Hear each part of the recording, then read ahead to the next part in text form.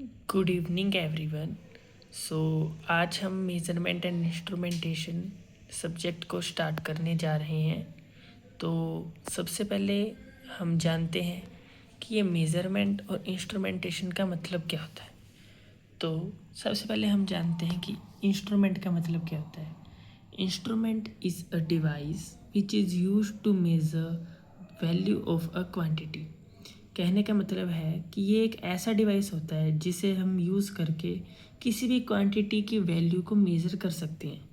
For example हम ammeter का use करके करंट की वैल्यू को मेज़र कर सकते हैं। वोल्टमीटर का यूज़ करके हम वोल्टेज की वैल्यू को मेज़र कर सकते हैं। तो इसी को हम इंस्ट्रूमेंट कहते हैं। यहाँ पर ammeter and voltmeter are the instruments. So then what is measurement? So, measurement of a given quantity is an act or the result of comparison between the quantity and a predefined structure. So, इसका ये मतलब है कि जब हम किसी भी unknown physical quantity को पहले से डिफाइंड किसी स्टैंडर्ड क्वांटिटी से कंपेयर करते हैं तो उसे हम मेज़रमेंट कहते हैं। फॉर एग्ज़ाम्पल जैसे ये पेन है मेरे पास। सो अगर मैंने इस पेन को मेज़र करना है तो मैं किसी स्केल का यूज़ कर लूँगा। तो वो जो स्केल के ऊपर वैल्यूज़ हैं सेंटीमीटर में, मीटर में, मिलीमीटर में, वो जो है वो पहले से प्री डिफाइंड स्टैंडर्ड्स हैं।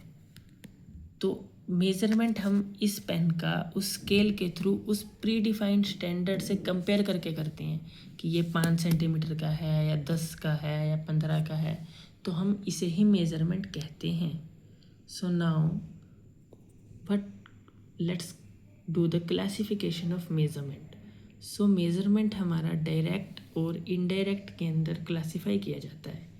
सो डायरेक्ट मेज़रमेंट की तरफ चलते हैं। So unknown quantity is directly compare to a standard quantity. इसका मतलब ये है कि इसमें हम किसी अननोन क्वांटिटी को डायरेक्ट स्टैंडर्ड से कंपेयर कर देते हैं। फॉर एग्ज़ाम्पल जो मैंने अभी आपको स्केल का एग्जांपल दिया, जैसे स्केल से हम किसी ऑब्जेक्ट की हाइट को या किसी की लेंथ को मेज़र करें तो उसको हम डायरेक्टली मेज़रमेंट कहेंगे। देन ये इनडायरेक्ट का क्या मतलब है? Indirect means you are measuring something by measuring something else. यानी कि हम किसी एक प्रॉपर्टी को मेज़र करते करते किसी दूसरी मेन प्रॉपर्टी को कैलकुलेट करते हैं। जैसे कि हम मान लो कोई सर्वे लेते हैं तो इसके अंदर हम ओवरऑल सभी लोगों से पूछते हैं, डाटा कलेक्ट करते हैं, फिर वो जो डाटा आता है उस डाटा के बेस पे हम अपना कंक्लूजन या रिजल्ट देते हैं। तो इसको हम इनडायरेक्टली मेज़रमेंट कहते हैं। आई थिंक आपको समझ में आया होगा। और अब हमने मेज़रमेंट के तो क्लासिफिकेशन देख लिए। Now let's see the classification of instruments. So instruments को 2 लेवल्स में क्लासीफाई किया जाता है। एक प्राइमरी लेवल के अंदर एब्सोल्यूट एंड सेकेंडरी आते हैं, और सेकेंडरी लेवल के अंदर हमारे पास डिफ्लेक्शन टाइप और नल टाइप आते हैं। तो सबसे पहले हम एब्सोल्यूट और सेकेंडरी के बीच में डिफरेंस देखते हैं। सो absolute means these instruments gives magnitude of the quantity under measurement in terms of physical constants of the instrument। अब इसका ये मतलब है कि ये डिवाइसेस डायरेक्टली आउटपुट वैल्यू नहीं देते हैं, ये क्वांटिटी को फिजिकल कांस्टेंट के टर्म्स में बताते हैं। फॉर एग्जांपल मैंने आपको दे रखा है टेंजेंट गैल्वेनोमीटर का एक फार्मूला है ये। तो इस फार्मूला के ऊपर अभी आपने ज़्यादा गौर नहीं फरमानी, बस एक चीज़ को नोटिस कीजिए इसमें कि ये जो आपको चीज़ें दिख रही हैं सारी, ये सब कॉन्स्टेंट्स हैं। जैसे एन हमारे पास नंबर ऑफ टर्न्स होता है गैल्वेनोमीटर के अंदर। सो हमने जब इंस्ट्रूमेंट कंस्ट्रक्ट किया तो हमने उसमें पहले ही टर्न्स को रख लिया कि 5 टर्न, 10 टर्न, 1000, 100 अपने हिसाब से, तो वो एक कॉन्स्टेंट वैल्यू होगी। अब जो ये आई है ये इन कॉन्स्टेंट्स के ऊपर डिपेंड कर रहा है, थीटा, बी, आर, एन। तो इसको हम बोल देंगे absolute. On the other hand अगर हम सेकेंडरी पे चलें तो secondary means those instruments are so constructed that the quantity under measurement can only be measured by observing the output indicated by instrument. It means ये वो वाले instruments होते हैं जो डायरेक्टली क्वांटिटी की वैल्यू को इंडिकेट करते हैं। जैसे कि आपने लैब में एमीटर को कनेक्ट किया होगा, तो एमीटर को जैसे ही आप कनेक्ट करते हैं तो आपको डायरेक्टली वैल्यू मिल जाती है कि 5 एम्पियर करंट है, 2 एम्पियर करंट है। तो ये हमारा सेकेंडरी के अंदर आ जाएगा इंस्ट्रूमेंट की। ऑन द अदर हैंड अगर हम इसमें चलें सेकंड लेवल ऑफ क्लासिफिकेशन में, तो हमारे पास आता है डिफ्लेक्शन टाइप और नल टाइप।